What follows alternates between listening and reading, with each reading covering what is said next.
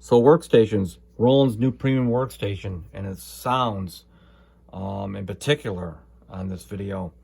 I want to stress that workstations kind of were really big back in the 80s all the way into the 2000, and then kind of started to fade off and die, and then they kind of came back, and Roland has been out of the mix for a while. I would say the FA06 may be considered a workstation, their last one. But to show how important they really were, if you go back to the original motif, I mean, they single-handedly took Kurzweil down. They came out with a workstation with a sound palette that was so balanced and had a certain level of quality and everything that was present that they took Kurzweil down from the premium market, and they've never recovered since then.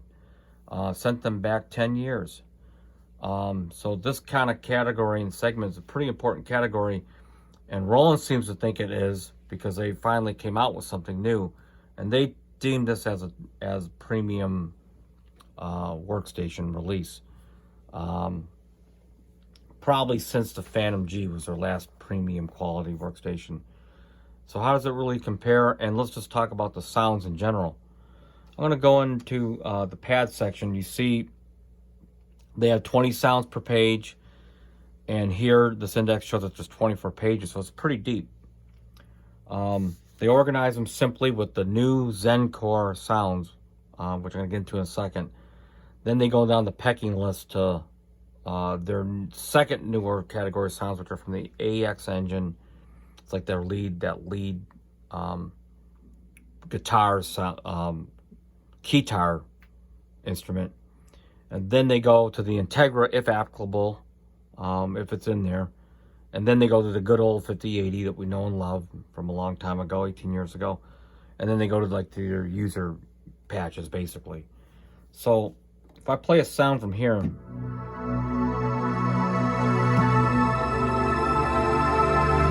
now that is next generation fidelity. Everything is really good. As a matter of fact, when you saw the demos on the first week of release, they were primarily playing sounds, a good portion from this bank. And they were layering these sounds, which made it even bigger. So as you see, I scroll through these pages, and about 7 to 8 pages deep, you start getting into the Integra Supernatural Synth Engine, which is included in here off release.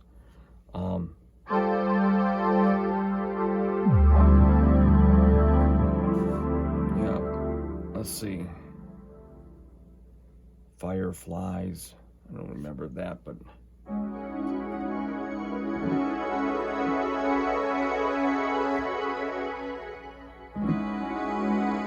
okay, so it's a very rich category. They have a polysynth category, again, 18 pages. As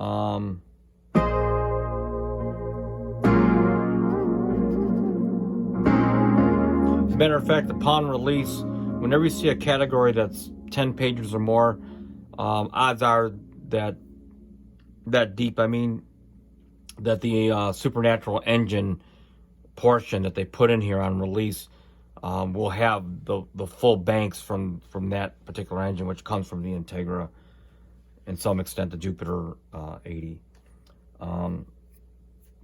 Another strong sound category is actually the synth lead category. Actually, it's a synth soft key right here, but it's all leads, and I'm not going to play them all, but they got a ton of them in there. Again, they got the Integra sounds in there. Another surprising bank, choirs. Very nice. Again, they got a nice selection of choirs. Wind is another good, solid category. I use these on a lot of my demos. I've kind of got into here. Let's see. Wind. So, nice saxes. You know, and they're, you know, when you layer them,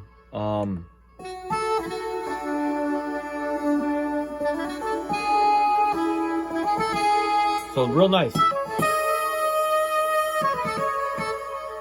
So, you know, come to expect that out of, again, a premium workstation, kind of get into the gist of all this. And then like your, let's go back to here, your brasses. Get the brass select button. Again, as you can see, 10 pages. So you're going to see Zen Core brasses, but you're also going to see AX, and of course, there's Supernatural and so forth. Now, as we start going down, this is kind of what I was talking about earlier about workstations and importance. We're going to get down to the bread and butter basics of what workstations really founded on, since like the M1 and so forth.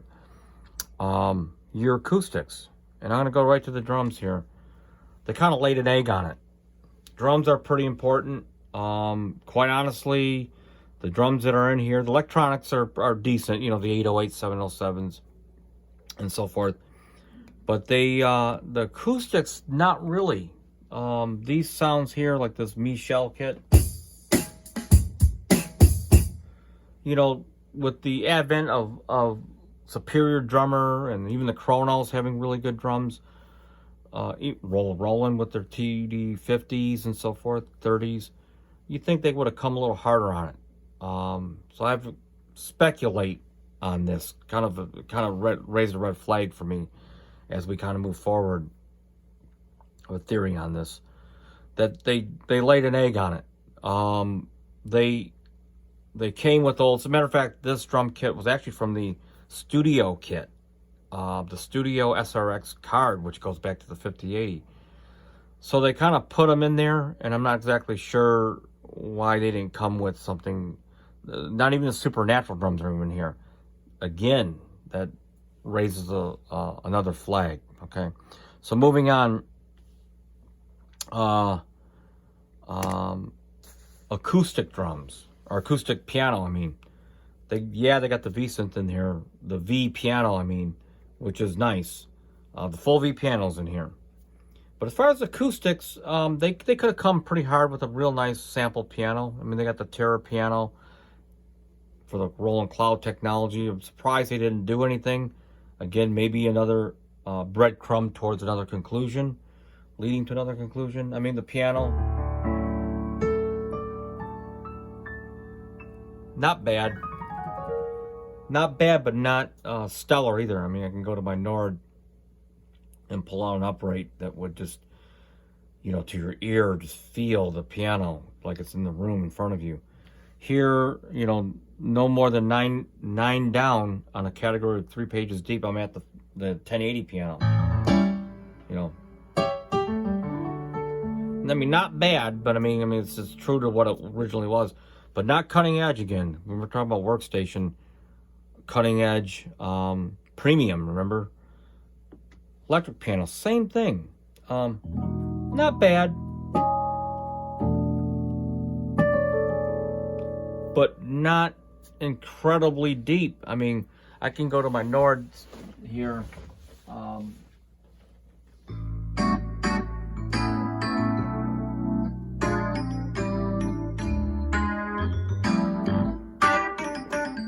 You can see it just has tons of shimmer and high end, and just feels earthy, you know. And it's not here. And then an opportunity to come with it, come hard. And Roland being a keyboard company, you would expect that, and they did not deliver again. So maybe this is leading again to possibly something else. They did include, like in the FA06 did as well, at a budget price, they did include like the Integra synth electric piano part.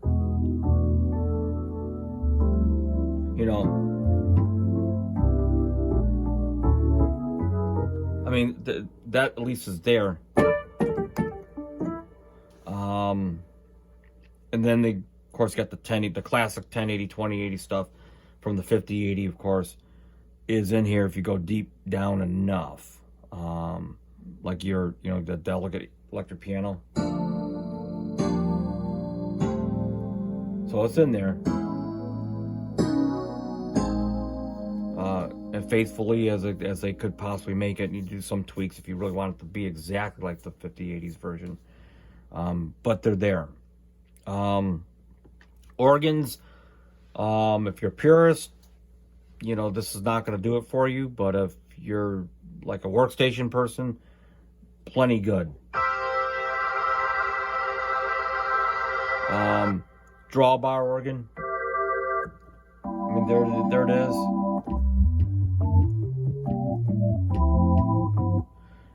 It's there. But no implementation for drawbar.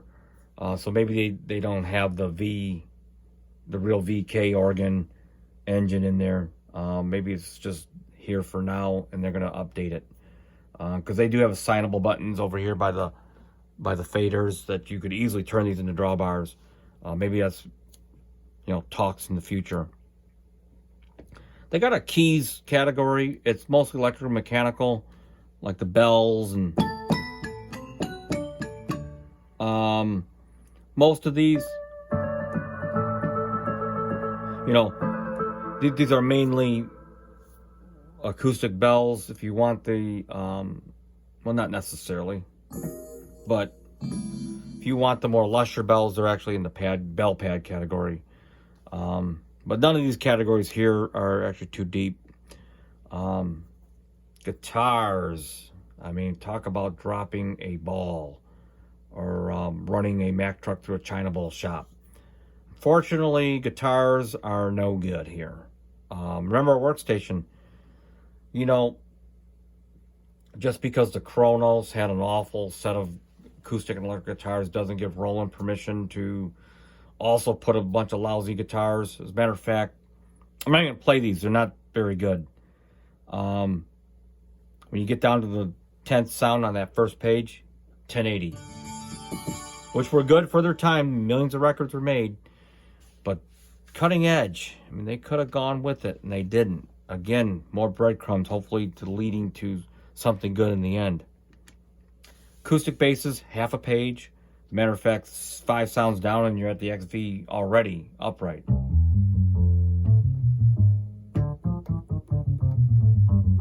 Okay, not next generation at all. E-bass is okay, what they did.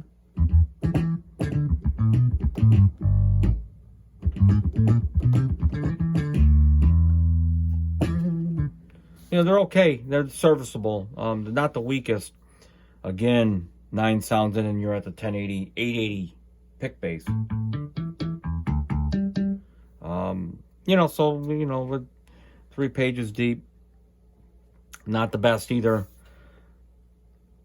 This shines on synth basses. You could I mean, I'm not even sure if you'd even want to even make your own bass from scratch, but you can. Use your virtual analog. But look at this, 26 pages, 20 per page, pretty deep. It's there. Let's see. Ton. So way more than you'd ever imagine to have. So they were strong on that. Strings, again, I mean, I don't know if you use the strings for here, but there's plenty enough here. Maybe they'll bring the Integra sounds into here and you can beef the string section up. Brass. Under synth brass, 10 pages again. So expect to see some of the 1080, the Integra, excuse me. You're going to be a fan of the Roland stuff or not. I actually happen to like all the, you know, the synth brasses and stuff for Roland. But I know people that don't.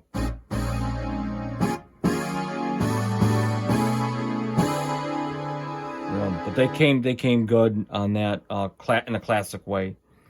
You know, so here's the deal: is for this being a next generation workstation, the layout and the hardware controls, it's a great canvas for this to become something really good. But has it delivered on the sound? I would say no. But also I would say that it's, you know, looking at this the way I have in context, that it was an early release, and there are lots of some bugs, but lots of sounds that they still have to fill. They just didn't have time to do it. Maybe they got something around the corner that's not baked yet. Because we know they could have put the full Integra engine in there. There's something that they didn't get complete upon the initial release. There are like workflow issues. I didn't really want to get into that part, but like these knobs here beg to be able to turn these cursors instead of having to reach all the way up. Little things like that, reach all the way up here, is actually a pain in the neck. Your hand is in front of the screen. It's better to do it like this. Little things like that just beg to be implemented. So, you know, if you're at the Guitar Center or Sweetwater looking at this, or your local store, that's a lot to take in. And there's a lot to be distracted by. But the sounds here, you know, kind of like the good, bad, and the missing. And it's just not fully conceived yet. And so what I hope, if Roland's listening, that this is not like the Oasis to what the Kronos was. You know, they come out the Oasis, it's their best workstation, and all of a sudden they don't support it. And, you know, Kronos is born later down the road. And I hope this doesn't become that kind of analogy. I hope they support this. And we'll know by Winter NAMM 2020 whether this will have legs or not. I'm kind of bought this. I have maybe a week left, maybe, to see if I really want to keep it. And I think I'm going to keep it on the promise that Roland will have big plans for this. But if they don't, you know, I'll end up on the short side of everything. So those of you that are waiting, and, you know, aside, you might want to wait until this becomes more further maturized. And so we'll just see what happens Winter NAMM. And I hope this helps out.